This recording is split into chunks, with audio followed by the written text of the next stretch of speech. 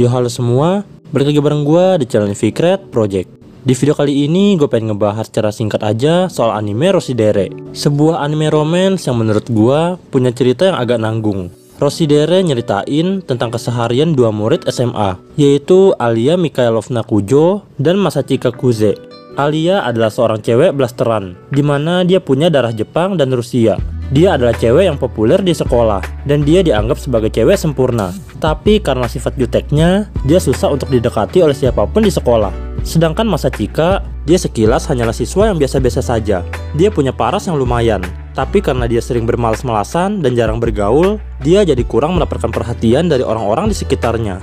Nah, pada suatu ketika, mereka berdua mendapatkan tempat duduk yang bersebelahan di kelas. Kisah komedi romantis pun terjadi di sini. Alia memandang Masachika sebagai cowok yang berbeda dari cowok-cowok yang lain. Berbeda dari cowok yang lain, Masachika selalu bersikap tak segan dan juga belak-belakan kepada Alia, tanpa memandang status. Itu juga membuat Alia seringkali menggunakan bahasa Rusia untuk mengejek Masachika. Dan karena dia juga jatuh hati, dan terkadang Alia juga akan mengungkapkan perasaannya lewat bahasa Rusia. Alia selalu merasa puas ketika menggunakan bahasa Rusia, tapi dia nggak tahu kalau apa yang dilakukan selama ini adalah sebuah kesalahan fatal. Karena nyatanya, Masachika ternyata mengerti bahasa Rusia. Setiap perkataan Alia dengan bahasa Rusianya bisa dipahami oleh dia. Sehingga baik itu ejekan atau pengakuan perasaan dari Alia, Masachika bisa mengerti semuanya. Hasilnya, Masachika pun sering dibikin salting ketika Alia berbahasa Rusia. Well, kurang lebih itulah premisnya. Intinya, seri ini nyeritain tentang keseharian dari mereka berdua, yang dibumbui oleh banyak komedi ringan dan juga romansa tarik ulur.